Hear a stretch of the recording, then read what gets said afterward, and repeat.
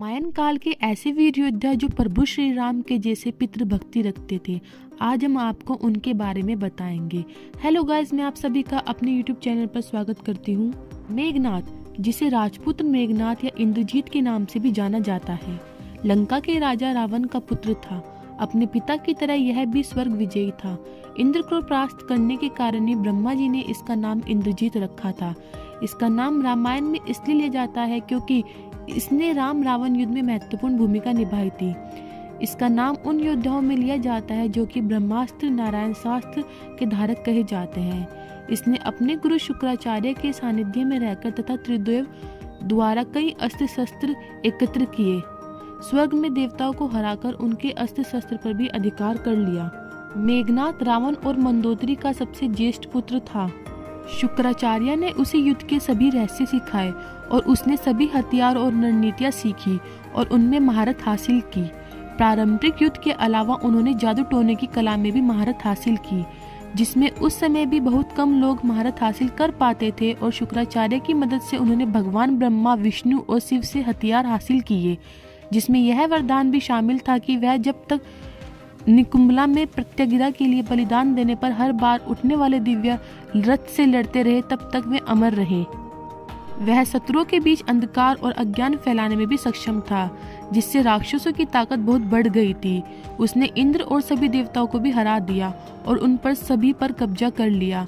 इंद्रजीत दिव्य हथियारों का उपयोग करने में पारंगत था और उसने राम और लक्ष्मण पर तीरों के रूप में सांपों को चलाया था।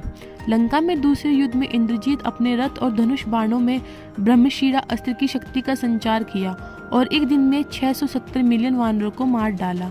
इंद्रजीत सीता का झूठा संस्करण तैयार करने और वानरों के सामने उनकी हत्या करने, उन्हें हतोत्साहित करने में सक्षम था। उन्हें एहसास हुआ कि उनके पिता कभी भी सीता का समर्पण नहीं करेंगे। उन्हें यह भी एहसास हुआ कि राम और लक्ष्मण सिर्फ इंसानों से कहीं ज्यादा है। वह अंततः लक्ष्मण के हाथों अपनी मृत्यु स्वीकार कर युद्ध में उतरे, लेकिन वह फिर भी बहादुरी से लड़े। लेकिन इस बार लक्ष्मण ने बिना किसी शर्मिंदगी के इंद्रजीत को मार डाला और इससे पृथ्वी पर अब तक के सबसे शक्तिशाली योद्धा का जीवन समाप्त हो गया। उन्हें अंतिम हारती के रूप में भी जाना जाता था, जो एक ही समय में 12 महारथियों को शामिल करने में सक्षम थे। 3 दिनों की लड़ाई के दौरान उसने लाखों वानरों को मार डाला। अंत की एक ऐसी उपलब्धि जिसे रावण और कुंभकर्ण भी हासिल नहीं कर सके।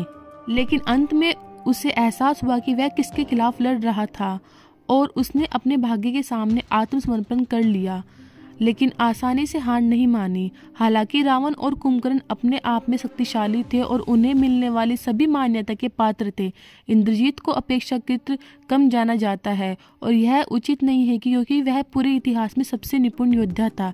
युद्ध के दौरान में कोई भी उसकी ताकत के करीब नहीं पहुंच सकता। आखिरकार उसे हराने के लिए ईश्वर की आवश्यकता थी। लेकिन जब उन्होंने अपने पिता से सीता को रिहा करने की गुहार लगाई तो उन्होंने खुद को बचा लिया और उन्होंने कभी भी अपने पिता का साथ नहीं छोड़ा। मेघनाद पितृभक्त पुत्र था। उसे यह पता चलने पर भी कि राम स्वयं भगवान है, फिर भी उसने पिता का साथ नहीं छोड़ा। मेघनाद की पितृभक्ति प्रभु राम के सामने अतुलनीय है। जब उसकी मां मंदोदरी ने उसे यह कहा कि मनुष्य मुक्ति की ओर अकेले जाता है, तब उसने कहा कि पिता को ठुकराकर अगर मुझे स्वर्ग भी मिले तो मैं ठुकरा दूंगा।